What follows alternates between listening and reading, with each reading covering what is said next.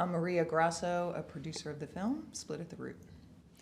I'm Julie Schwieder-Collazo, a protagonist in the documentary, and I'm the co-founder and director of Immigrant Families Together. Mi nombre es Rosaira Pablo Cruz. Soy una de las madres que participa en esta película. Una de las madres que fue ayudada por Immigrant Families Together. My name is Rosaira Pablo Cruz. I am one of the mothers featured in the film and one of the families supported by Immigrant Families Together. In May of 2018, zero tolerance policy went into effect under the Trump administration, and it was separating parents and children at the border. And we got involved because we heard of an organization named IFT who sprang into action to bond out those parents who were in detention and find a way to reunite them with their children. And we thought that this was a really interesting way to actually give Rosie, who's one of the main subjects, and Jenny, who was the first woman that IFT bonded out, a platform to tell their story.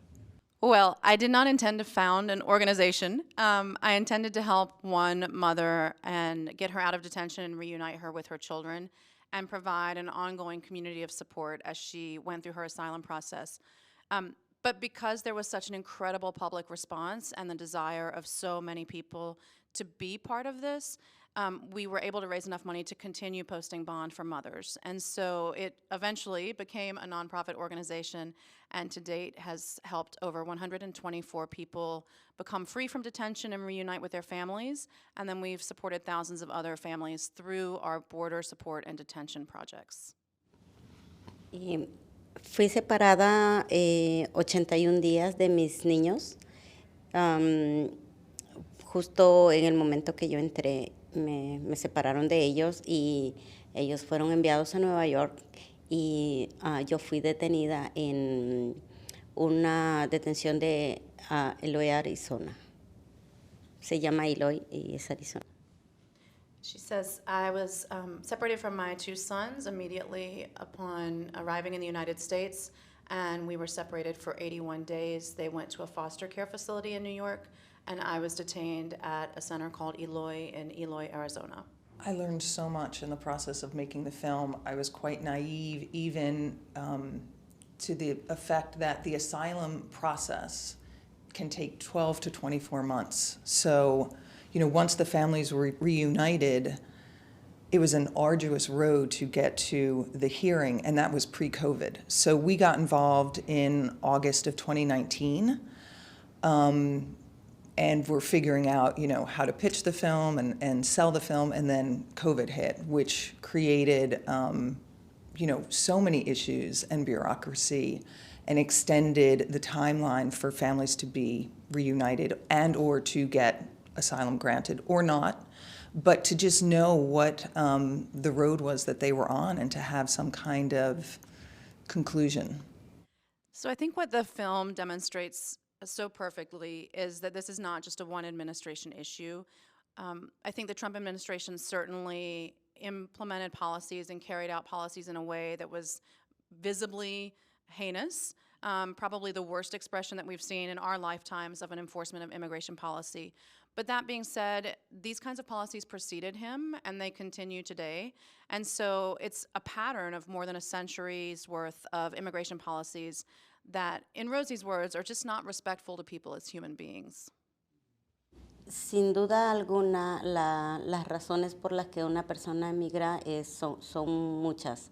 En lo personal, fue la persecución debido a que mi esposo fue asesinado cuando, o sea, hace ahora 14 años casi que él fue asesinado. Posteriormente fui perseguida y me dispararon, pero después ya era contra mis hijos las amenazas. Entonces, como comprenderá, para una madre los hijos son todo. Entonces tenía que buscar la manera de mantenerlos con vida. Pienso que es lo más importante para mí, porque después lo que es la comida, lo que es, creo que sí se consigue en todas partes. Sin embargo, creo que cada uno tiene su propia perspectiva o cómo lo viva para poder salir del país. There are many reasons why people flee their countries. In my personal case, it was because of persecution. My husband had been assassinated 13 years ago, and then following that, I was persecuted and was shot as well. But truly, the reason was the protection of my sons. You can be hungry and need food, but you can also find food anywhere. In the case of safety, in our country, it's not possible to find safety. We're so excited to premiere here for that reason. It feels like a really wonderful festival to platform this story. And we really want as many people to see it as possible. So we're hoping for distribution and for the film to just generate conversation and illuminate the issue and empower people. Like, we felt so inspired by the protagonists who felt like they could make a difference, and they did, and we want that to be the takeaway of the film.